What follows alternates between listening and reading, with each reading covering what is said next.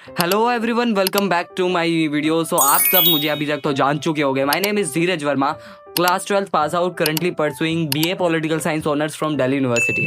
तो आज की इस वीडियो में बताने वाला हूँ solely on how to revise, how to handle your history subject as a major subject. भाई इतना सारा कंटेंट है क्लास 12 की हिस्ट्री में, we can't remember in one go. So हम क्या करेंगे इस वीडियो में, ऐसे पूरा डिवाइड कर देंगे, पूरा सेपरेट करके पूरा एनालाइज करेंगे हिस्ट्री को कैसे मैंने पढ़ा था।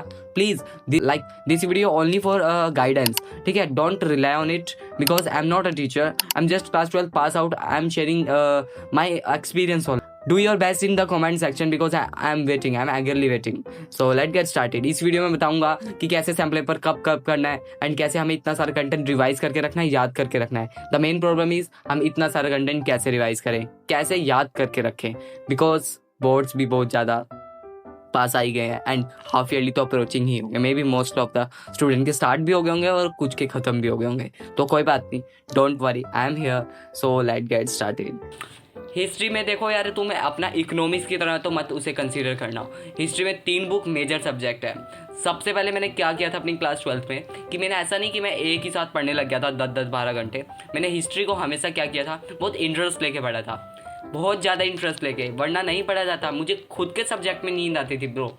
जब मैं लेक्चर लेता था क्लास 12 में, लेक्चर टीचर थे स्कूल में, मैं बिल्कुल फोकस होकर लेता था। मेरी क्लास टीचर ने इतने डिटेल में हिस्ट्री पढ़ाई है ना, डैम श्योर कि मुझे इतनी ज़्यादा हेल्प करी है वो कि उसका रिजल्ट है। टीचर का जो भी लेक्चर तुम अटेंड कर रहे हो, प्लीज़ उसे बहुत अच्छे से फोकस होकर अटेंड करो, बिकॉज वो ज़्यादा हेल्प करने वाला है। हिस्ट्री में इतना डिटेल में तुम्हारी क्लास टीचर ही तुम्हें फेस टू फेस पढ़ा जाती है। यूट्यूब टीचर भी तुम्हें लास्ट में बस थोड़ा वन शॉट देके चला जाएगा, ऐसा कोई 1-to-1 सॉल्यूशन नहीं होने वाला। तो please consider your teacher as a important source, as a one of the last and last resort also. And then क्या करो, अपने हिस्ट्री के नोट्स ऐसे मत बनाना, डायरेक्टली तुम नोट्स मत बनाना स्टार्ट कर देना। पता है, अपने सीनियर्स के नोट्स की हेल्प लो। मेरे टेलीग्राम ग्रुप में, जो मेरे दोस्त का या मेरा है, उसमें बहुत सारे सीनियर्स के नोट्स पड़े हैं, उनकी हेल्प लो। बिकॉज तुम एनसीईआरटी से नोट्स बनाने बैठोगे ना, तुम पूरी बुक लिख डालोगे एनसीईआरटी से डबल वो भी, बिकॉज बहुत ज़्यादा लेंथी है कंटेंट, सब इंपॉर्टेंट लगता है। अरे हम सब कुछ इंक्लूड कर देते हैं। स्टार्टिंग में मेरे साथ ऐसा हो रहा था, फिर मैंने अपने थोड़े बहुत सीनियर्स के नोट्स यूज़ करना स्टार्ट कर दिए एंड काफ़ी ज़्यादा हेल्पफुल लग रहे थे। तो मैंने अपने खुद से डिटेल में नोट्स नहीं बनाए, सच कहूँ तो, है ना। बट मैंने अपनी एनसीईआरटी अच्छे से डिटेल में रीड करी थी। तुम्हारे पास अभी भी टाइम है, लिटरली तुम एक एक चैप्टर को जल्दी जल्दी रीड कर सकते हो। और अब तुम लेट नाइट स्टडी स्टार्ट कर दो या अर्ली मॉर्निंग, मेरे हिसाब से लेट नाइट स्टडी में ज़्यादा फोकस होकर पढ़ सकते हैं। सुबह सुबह उठ के ना बहुत कम टाइम, ऐसा लगता है बहुत कम टाइम है, ठीक है, वो टाइम पता ही नहीं चलता कब जाता है। तो अपना एनसीईआरटी के हर एक चैप्टर को रीड करो। मैं ये नहीं कह रहा हर लाइन पे तुम पेंसिल चला दो, रीड करो और ओनली फैक्ट पे उस पे हाईलाइट करो। जहां भी तुम्हें फैक्ट और डेट या फिर किसी का नेम दिखे वही हाईलाइट करो, नथिंग मोर देन दैट। तुम्हें कुछ लाइन हाईलाइट करने की जरूरत नहीं है, वो सब तुम्हें रीडिंग के थ्रू याद हो जाएगी। तुम जितना हो सकता है उसे रीड करो बुक को, तुम काली पीली कर दो अपनी एनसीईआरटी को, वटएवर। तुम्हें जो ये मेमोराइज कैसे करना है, इतना सारा कंटेंट है, वो ऐसे ही होगा। मैंने अपने सीनियर्स के नोट्स लिए थे, सबसे पहले मैंने एनसीईआरटी रीड करी थी बहुत डिटेल में और मैंने अच्छे से उसे हाईलाइट करे थे फैक्ट वगैरह, ठीक है। और जब मैं उसे, मैंने पता है तुम्हें, मैंने एक चैप्टर को 2 बार भी रिवाइज रीड करा होगा एनसीईआरटी के थ्रू, क्योंकि लास्ट में मैं क्या करता था, जो मैंने हाईलाइट और लिखा होता था साइड में पेंसिल से, मैं उसको ही रीड कर लेता था। और जब मुझे टाइम मिलता था तो मैं सारी जो साइड में इमेज होती थी उनके कंटेंट को भी रिवाइज करता था, बॉक्स होते थे। टाइम होता है, ऑफकोर्स होता है, ऐसा कहने की बात है कि हम पे टाइम नहीं है, ठीक है, समझ रहे हो ना। फिर मैं क्या करता था, अपने नोट्स जो सीनियर से लेते उसे मैं जब भी टाइम मिला, जब भी, लाइक तुम रात को लेट सो रहे हो, आधा घंटा पहले लेट सो रहे हो, एक chapter revise read, don't revise. NCERT जो नोट्स मिलेंगे आपको कहीं से भी जो यूज़ करोगे उसे रीड करो बोल बोल के। लिटरली मैं कह रहा हूँ, रट्टा मत मारो, बोल बोल के रिवाइज करके छोड़ दो, तुम्हें लॉन्ग टर्म में वो शिफ्ट हो जाएंगे तुम्हारे माइंड में। मैं बिल्कुल श्योर हूँ उसके लिए। मैंने भी ऐसे किया था। मैंने ये नहीं कि मैं एक नोट्स को रीड नहीं करा, मैं रिवाइज कर रहा हूँ, रट रहा हूँ बार बार, नहीं। हर एक नोट्स को multiple time, thousands of time revise कर दो तुम, जितना हो सके। ये नहीं कह रहा कि तुम्हारे बोर्ड्स आ गए हैं तुम रात को भी रिवाइज कर रहे हो, एक दिन पहले तो ऑफकोर्स रिलैक्स होकर सोते हैं, बट अभी तुम्हारे पास टाइम है तो तुम अपने एनसीईआरटी तो रीड करोगे। उसके बाद जो सीनियर्स के नोट्स, जो भी तुम्हें नोट्स अवेलेबल है हैंड रिटन, उसको इतनी बार रिवाइज कर दो कि वो छप जाए तुम्हारी माइंड में। और इसे सब सब्जेक्ट के लिए यूज़ करना है ये वाला, क्योंकि बहुत इंपॉर्टेंट है। इतना सारा कंटेंट मैं ऐसे ही रिवाइज करता था। और तो कोई कहता है ना हम सब रट्टा मार के हम पास होते हैं, ऐसा कुछ नहीं है भाई, इसे रट्टा नहीं कहते। और कुछ चीज़ रट्टे वाली है, क्रैमिंग है करनी, तुम करो, इट्स ओके भाई, तुम्हारा सब्जेक्ट है, तुम्हें मार्क्स लाने हैं, किसी को थोड़ी कुछ मिलेगा। तुम जैसे भी पढ़ो, तुम पढ़ तो रहे हो ना एटलीस्ट, तुम कैसे भी करो पर तुम करो। तुम्हारे डेट्स हैं, उसे तुम समझोगे थोड़ी कि डेट्स क्यों आई वहाँ पे, तुम ये रट्टा ही तो मारोगे उसे कि नहीं 1985 में यही हुआ था, 1940 में ये इवेंट हुआ था, ठीक है। तो तुम ऐसे अपना रट्टा मार सकते हो, डोंट वरी, मैंने भी करा था कुछ तो। बट रिवीजन ऐसे ही करना, और ये कभी कुछ ऐसा कॉन्सेप्ट है ही नहीं कि हमें कितनी बार हमें कितने टाइम पे रिवाइज करना है या कितने टाइम हमें कितनी बार हम रिवाइज करें, नथिंग। तुम जितनी बार हो सके, तुम्हें जितनी बार टाइम मिल रहा है करो। दिन में 2-3 सब्जेक्ट करो आराम से, और लास्ट में 1 घंटा बचा के करो रीडिंग और रिवीजन के लिए, समझ रहे हो। रात को करो, सुबह उठ के कर लो। तुम स्कूल जा रहे हो, अगर बस में जा रहे हो कि कोई तुम्हारे पेरेंट्स छोड़ के आ रहे हैं, तुम अपना एनसीईआरटी सॉरी अपने नोट्स उठाओ फ़ोन में, आजकल तो फ़ोन लेके जाते हैं स्टूडेंट, ठीक है। तो अपने नोट्स उठाओ और तुम उसे रीड करने लग जाओ। बस तुम्हें स्कूल में टाइम मिल रहा है, गेम पीरियड में एक्स्ट्रा टाइम मिलेगा फ्री का, तुम वहाँ पे यूज़ कर लो। आई नो तुम मस्ती करोगे स्कूल में, बट थोड़ा बहुत टाइम निकाल ले करो यार, मस्ती का भी टाइम निकलेगा और पढ़ाई का भी। क्लास 12 अगर किसी दिन टीचर नहीं आई है, क्लास में फ्री मत बैठो, नोट्स सामने रखो, बातें साइड में थोड़ी थोड़ी करो, पर फोकस और तुम्हारा माइंड अपने नोट्स पे होना चाहिए। लिटरली ये डीप सीक्रेट है ठीक है।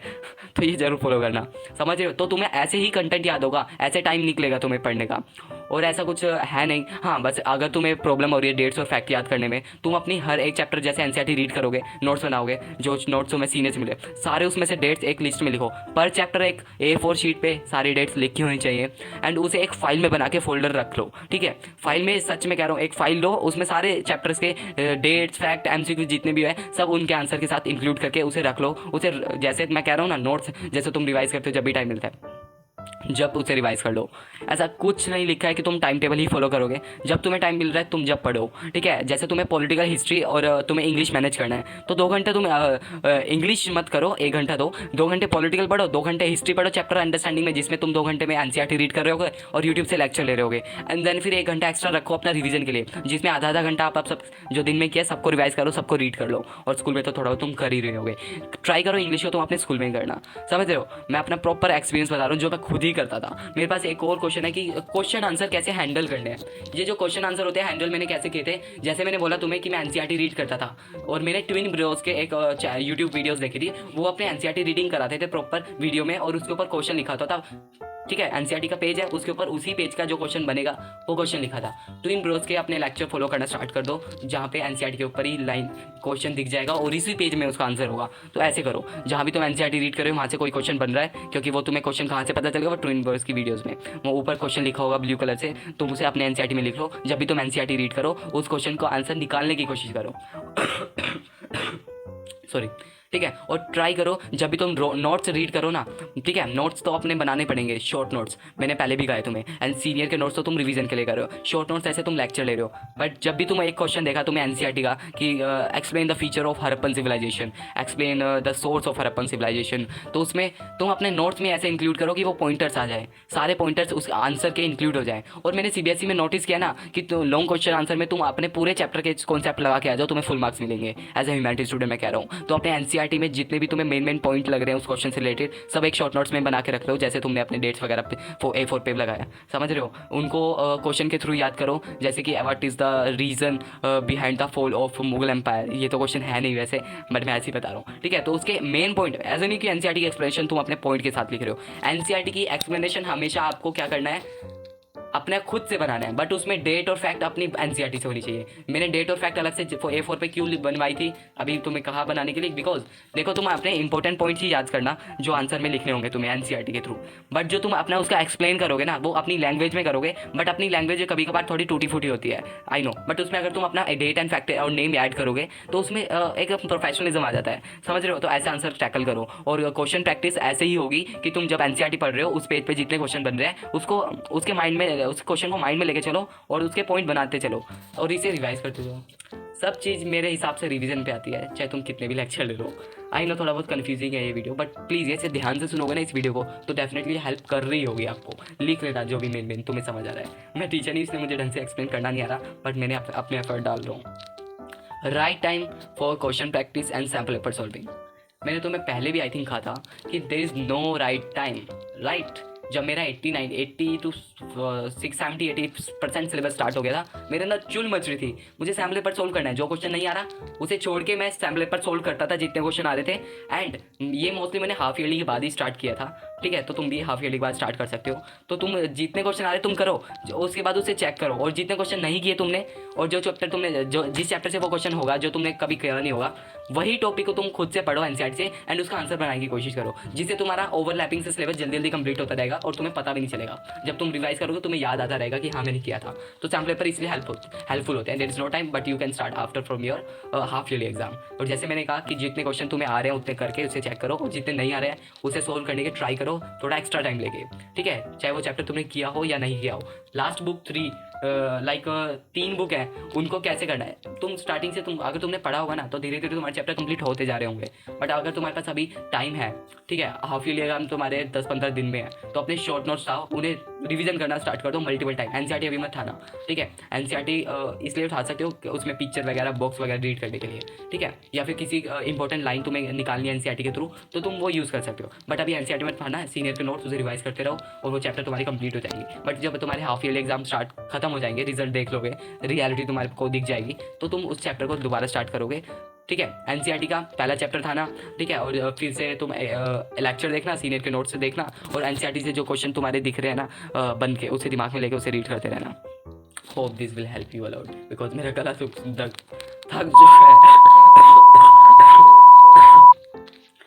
हाँ, मुझे बहुत बुरी खांसी हुई है, यू नो, दिल्ली का पानी मुझे शूट नहीं कर रहा। एंड वही रिमेंबर कैसे करना है, 3 बुक को मैंने स्टार्टिंग में तुम्हें बताया। तो ये थोड़ी वीडियो थोड़ी कंफ्यूजिंग लगेगी तुम्हें, बट जो मैं बता रहा हूँ सच में वो रियल है, ठीक है। मैंने इतने अच्छे से, मुझे नहीं लगता मैं तुम्हें समझा पा रहा हूँ, बट मैंने अपना एफर्ट डाला है। तो होप तुम्हें अच्छी ये वीडियो लगे, एंड मैं इसे जल्दी से जल्दी मतलब वीडियो अपलोड कर दूंगा, ठीक है, सबको हेल्प होगी। और मैं सीयूटी से रिलेटेड वीडियो भी लाने वाला हूँ, तो प्लीज़ मेरे शॉर्ट्स भी देख लो, मैं कॉलेज रिलेटेड व्लॉग्स डालता हूँ, कॉलेज बिली व्लॉग्स, उसको भी देखा करो, ठीक है। So do engage on shorts also, और पोस्ट भी मैं डालता रहता हूँ। अगर किसी ने मेरी इंस्टा आईडी फॉलो नहीं करी है, लिंक डिस्क्रिप्शन में, तो जाओ मेरी इंस्टा आईडी को फॉलो कर लो, एंड वहाँ मेरी स्टोरी देखते रहना, मैं दिल्ली में क्या क्या कर रहा हूँ। Okay guys bye. I hope आप सबको कुछ ना कुछ इस वीडियो से मिला होगा knowledge, as per my knowledge, जितना मुझे मतलब मैं समझा पा रहा था मैंने समझाया, that's from my side only. Hope ये समझ आए तुम्हें, मैं खुद कंफ्यूज हो रहा हूँ क्या क्या मैंने बोला इस वीडियो में, ठीक है। ज़्यादा मैं कंफ्यूज नहीं करूँगा तुम्हें। एंड टेलीग्राम जाना, मेरे टेलीग्राम की लिंक डिस्क्रिप्शन में मिलेगी, वहाँ पे तुम्हें sample paper, question practice, repeated question, everything. तुम प्रोफाइल में जाना, फाइल सर्च करना, सर्च का बार आएगा, वहाँ पे बाहर आता है सर्च का, उसे सर्च करना question practice related to chapter, तुम्हें वहाँ note. Okay bye, thank you.